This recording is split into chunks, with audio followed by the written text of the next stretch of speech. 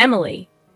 When I informed my mother-in-law that I intended to return to my hometown for childbirth, her response was unequivocal. By all means, go back. I don't want to see your face. Those words brought me immense joy, as I had eagerly awaited them. You won't have to see me anymore, rest assured. Emily. I'm Emily, on the verge of turning 28. My mother passed away from an illness when I was just 2 years old. With my father, a busy man managing a century-old clothing company, I was primarily raised by my grandmother. Living under my father's strict guidance, I followed his instructions obediently. This regimented lifestyle left no room for romantic pursuits, and I had resigned myself to the belief that it was my destiny. After completing college, I briefly worked as my father's secretary in his company. However, he found it challenging to work together and compelled me to resign. Despite my friends landing jobs, dating, and getting married, my father insisted that I didn't need to work. So, I wanted to work too. I confided in my father one night. Emily's father, Dad, can I work? No. He dismissed the idea without seeking any explanation. Emily, why not? Because you don't need to work. But I also need to step out into society and gain more experience. Emily, don't talk back. I'm not talking back. I'm not saying anything wrong. You should just stay at home, Emily. If you say that, I'll leave home. I'll leave home and go to work from there. Emily, stop it. No, I am an adult. I won't always do as you say. Distraught, I left the room, and even in the solitude of my own space, I cried for an extended period. Later, I reached out to my college friend Lisa. Can I come to your house now? Sure, but what's wrong? And can you go out at this time? I can't right now, but I'll figure it out. Can I stay at your place for a while? Emily. Quietly, I packed my belongings and left home to seek refuge at Lisa's luxurious condominium. I discreetly left a note on my desk, explaining my temporary absence to my father. Upon arrival at Lisa's place, she welcomed me with my favorite coffee. Thank you, Lisa. Lisa? What's going on, Emily? I poured out the details of my argument with my father and my decision to leave home. Lisa, that's awful, Emily. You've had no freedom at all. Her empathetic words stirred fresh tears. Until now, I did everything my father said, thinking it was normal. But suddenly, I've started craving my own freedom. Lisa, that's completely normal. It's strange that your father doesn't allow you to work. I'd like to meet many people and have a good time too. Emily, so does your dad know you're here? I left a note saying I was going to a friend's place, but he doesn't know any of my friends. He might be frantically searching for you right now. Maybe. Lisa, it's late now. Shall we go to bed? Yeah, I'm really tired. Lisa arranged a separate room for me to sleep in. The next day, when Lisa left for work, I found about 10 missed calls from my dad on my phone. Feeling sorry for him, I sent an email to reassure him not to worry. In the evening, after Lisa finished work, she called me. I'm going out for a drink. Why don't you join us? Emily. Having little experience with social drinking, I was excited about going out. When I arrived at the location Lisa mentioned, I found her waiting with 2 men. Lisa. Apologies for the wait. So, who are these gentlemen? Lisa gestured toward the shorter man and said, This is my boyfriend. And the tall guy over there is single and ready to mingle. The tall man, Max. Nice to meet you. I'm Max. Emily. Pleased to make your acquaintance. Lisa. Oh, nice to meet you. I'm Emily. That marked the beginning of our relationship. Max worked at a small company in the apparel industry. Initially, I wondered if it resembled my father's company, but I swiftly dismissed the thought. Max's family dynamic was the opposite of mine, with only his mother present. However, he didn't delve into the details, and I refrained from prying. One day, Max expressed, I'd like to meet your father, Emily. While I have been corresponding with my father through email since leaving home, I had no immediate plans to return, so meeting him was not on my agenda. I'll consider it, but I'd love to meet your mom, Max. Sure, even today is fine if you want. Really? Today works. I should get a gift then. Yeah, my mom loves that kind of thing. Later, I discovered my mother-in-law not only loved such gifts, but also grew quite irritable if I failed to bring them. En route to Max's house, I picked up a cake at a bakery. Upon reaching Max's place, his mother was already waiting at the front door. Mother-in-law. When I inquired from Max why his mother was there, he mentioned sending her a message from the bakery. Emily. My mother-in-law fixed her gaze on me and asked, "And your name is?" Mother-in-law. Ah, I'm Emily. Nice to meet you. Mother-in-law. What do you do for a living? Emily. I'm currently unemployed, but I plan to work soon. Mother-in-law. Oh, so you're just idling about. How nice. It must be to be a rich young lady. I'm not wealthy. That's why I want to work. Mother-in-law. You don't need to talk back. What do your parents do? Emily. My mother passed away when I was young. My father works at a company. Mother-in-law. Him. Max. How long are you two going to chat out here? Let's head inside. Mother-in-law. Right. By the way, Max, did she bring anything? Surely she didn't come empty-handed. In a rush, I handed my mother-in-law the paper bag containing the cake. Emily. It's not much, but... She grabbed the bag almost forcefully from my hand, peering inside with a critical eye. I didn't really need anything, but I suppose I'll take it. In the brief minutes spent conversing with my mother-in-law, I grew to resent her deeply. I felt sorry for anyone tethered to such a person as a mother-in-law. As we entered the living room, my mother-in-law bombarded me with questions to which I offered only bland responses. Nevertheless, she persisted in her interrogation, almost as if I were a criminal suspect. Exhausted by the relentless barrage of one-sided questions, I seized the first opportunity to speak to Max. Emily. Max, I think I should be heading home soon. At that, my mother-in-law's face flushed with anger.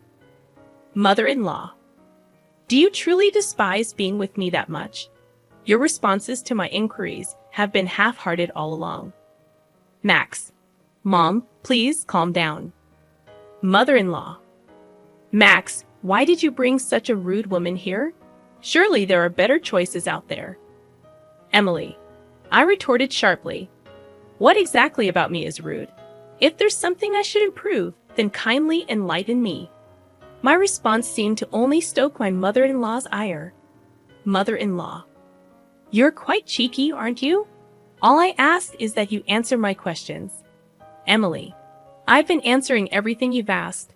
Mother-in-law. You dislike me, don't you? I can see it on your face.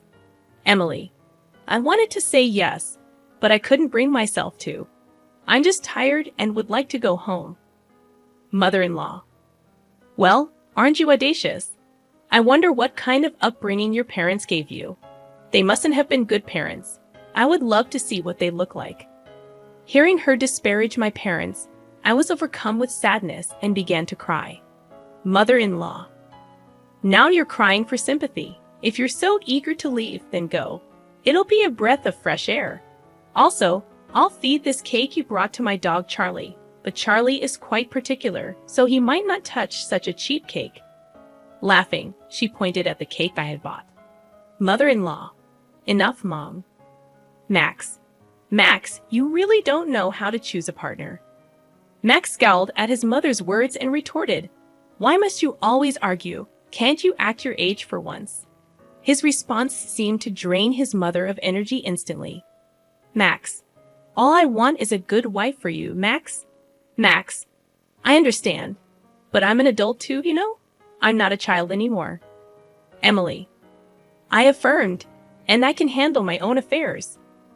Upon hearing Max's words, his mother's eyes filled with tears, and she left the room with a despondent expression. I decided to depart as well, but Max followed me and offered an apology. Max. Emily, I'm sorry for my mother's harsh words. She must be feeling threatened, thinking she's losing me to you. I'll speak to her about this, okay? Please don't let it deter you from returning. Emily. His mother's comments about my parents hurt deeply, Max. I'm not sure I want to see her again. As I uttered those words, a wave of sadness washed over me, and I collapsed into Max's arms, tears streaming down my face. Max held me close, and after a while, he suggested, "How about we go somewhere now?" Barely nodding, I left the house with Max. Since Max didn't have a car, we took the train and disembarked at a station near the beach. We sat on a bench by the sandy shore, gazing out at the sea for a long while. 2 months passed since then, and I discovered that I was pregnant. When I broached the subject with Max, he proposed. "Max, let's get married. We don't need a lavish ceremony, but let's make it official. We can reside at my house, all right? I don't earn much at my job, so renting an apartment is out of the question. I'll ensure my mother refrains from making unwarranted remarks to you, Emily." While living with his mother wasn't ideal, there seemed to be no other option. Emily. "Okay, I'll do my best to get along with your mother." And so, I found myself moving into my mother-in-law's house because of our impending marriage.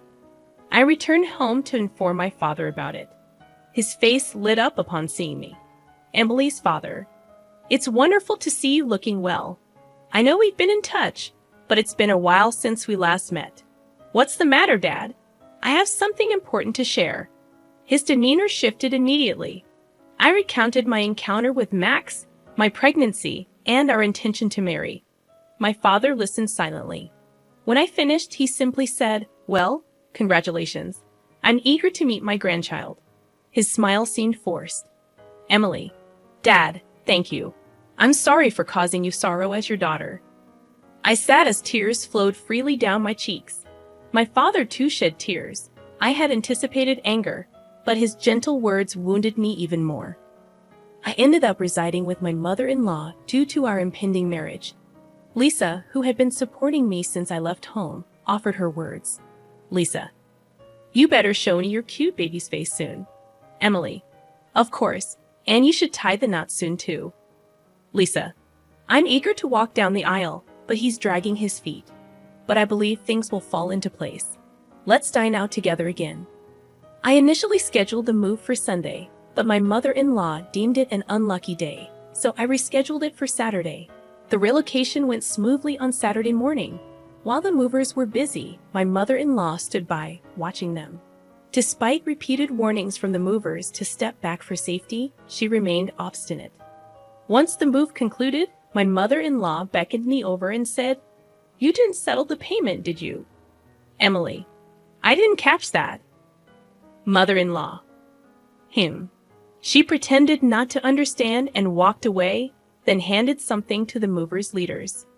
Understanding dawned on me, but when she returned, she said, "Emily dear, it seemed like you were hesitant, so I paid on your behalf. Of course, you'll reimburse me later." Mother-in-law. She then cited an exorbitant sum. It far exceeded the norm, so I questioned, "You paid that much?" Emily. "Goodness, it was excessive." Mother-in-law.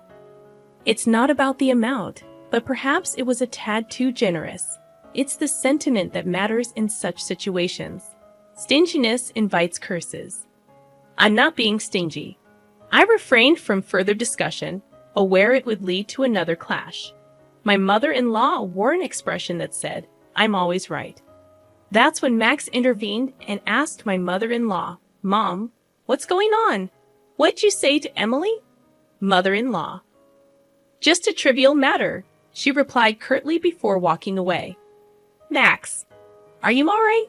I warned her not to hassle you. Emily. Thank you. Preferring not to disclose the near altercation with my mother-in-law to Max, I fear he might mention it to her, exacerbating her hostility toward me. Following the move, my mother-in-law scarcely interacted with me, evidently avoiding me. There were weeks when she wouldn't speak to me at all, and those were peaceful days. One day, Max brought home some work documents in an envelope bearing the company name, Star Textiles Incorporated, which startled me. It was a name I'd often heard while working at my father's company. They were one of our subcontractors. Max. Yeah, why do you ask? Emily. Just curious. I realized I know very little about your company. I refrained from disclosing that his company was a subcontractor for my father's, sensing it better left unsaid. Max. Well, we're merely a small subcontractor. If our parent company decides to sever ties, we go under instantly and all employees would lose their jobs. Max chuckled with a touch of sadness. About a month later, Max began returning home late from work and seemed despondent, prompting my inquiry. Emily. You've been working late lately. Is everything all right? You seem different. He admitted, the company is in trouble. Emily. Like bankruptcy? Max. Max nodded. Our parent company suddenly slashed our orders by half. Now our boss is pleading with them daily to maintain the status quo. We're also scouting for new clients. But if neither pans out, bankruptcy is inevitable. As Max recounted the situation, I considered appealing to my father to assist Max's company. However, my father adhered strictly to business principles and wouldn't extend help based on personal sentiments. Additionally, the number of business partners seemed to have dwindled significantly. I divulged to Max that my father's company was the parent company of Star Textiles. Max was initially surprised, but then implored me earnestly. Max! Emily! Please implore your father not to cut ties with us. Emily. I'm sorry, Max. My father is business-minded. Personal matters won't sway him. Max. Could you try, Emily? Emily. It won't change anything. As I spoke, Max sank to his knees before me. Max. Please, I beg you. Emily. Stop, Max. Don't do this. I'll speak to my father, but I doubt it'll make a difference. As Max raised his head, tears of relief streaked his face. That evening, I called my father and relayed Max's desperate plea. Emily. So the company Max works for is Star Textiles.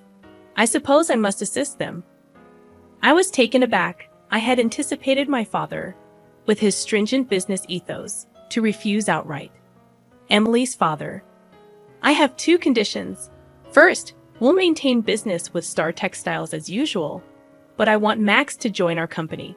Second, you and Max will move in with me. Do you agree? Emily. So, you're suggesting Max transfers to your company? Emily's father. I'll discuss it with him. But why the need for both of you to move in with me? Emily.